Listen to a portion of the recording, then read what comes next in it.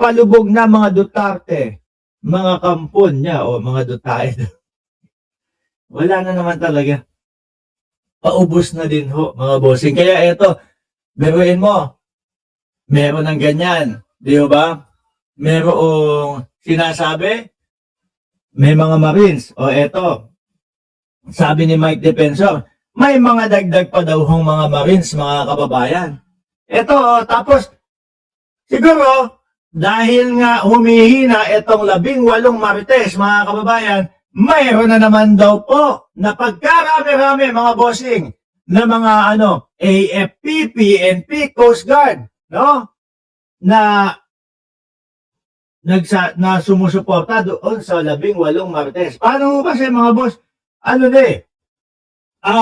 Wala na hong naniniwala, mga bossing sa mga pinapalabas nila. Kaya para magmukhang kapanipaniwala at tayo maging simpleng mga mamamayan, hindi tayo militar, hindi tayo naniniwala, o eto, bagsakan namin kayo ng mga AFP, PNP, Coast Guard, Armed Forces of the Philippines na sumusuporta diyan sa 18 na yan. Kaso, mga retired na naman ho, mga kababayan. Ba't tinatambakan tayo ng mga retirado ho? Ang tanong, Diyos ko naman po. Sorry ayokong makasakit ho, mga bossing. Ito, sariling opinion ko lang. Para lang ho sa akin ito. No? At hindi ko naman uli na lahat. Ano naman? No, susuportahan ninyo. Same na lang din kayo, kagaya namin. Mamamayan na lang din kayo. Di ba? Na nakikinig, pinapakinggan na lang yung 18 Marites. Ang importante ito, patuloy na nakasuporta sa gobyerno ng Pilipinas yung mga aktibo. Ito, hindi ko alam kung ba't tinatambakan ninyo ng mga retirado na. Same lang na din natin yan. Nanonood ng balita, inaalam yung mga balita, napapanood nila yung mga ex-marine daw, tapos nasa sa kanila kung papaniwalaan o hindi. Ano naman, kung madami, ang dami daw, tandak puro lahat retirado ho. The initial list of retired AFP, PNP, Coast Guard, kahit na lahat mo na yung mga retirado wala na magiging saysay. Yan mga yan. No? Same na lang ho natin sila. Tapos nang maglingkod, wala na mga intel-intel, at eto, nakasubaybay na lang sa mga telebisyon at sa mga nagbabalita at doon sa mga nagsasalaysay ng pinapanood, nasa sa kanila kung sino papaniwalaan nila. Di po ba? Pag si General Bonner ang nagsabi, inatalikuran ko na ang gobyerno to o si Pangulong Bongbong Marcos, yun ang iba. Pero ito, retired. Kung putik naman yun. Ang gawin nyo, matulog kayo sa bahay ninyo. Kung medyo wala kayong magawa, wala kayong mapagtripan, magganchilyo kayo. Buksan ang telebisyon, umupo sa rocking chair, humawak ng pangganchilyo, yun. Mapapalipas nyo ang buong maghapon nyo. No? Yung pinapaniwalaan ninyo, kung ano-ano mga sinasabi, idinamay si De Lima.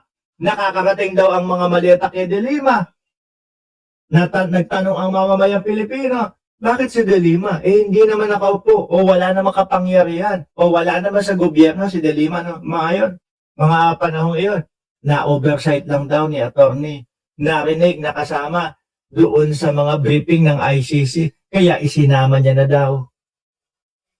Kung tema pa yan, di ba? May mga pag-amin ng pagkakamali. 5 maleta, yung isa naman, 3 maleta naman daw ang dinala kay Pangulong Bongbong Marcos. Ano ba talaga ang paniniwalaan?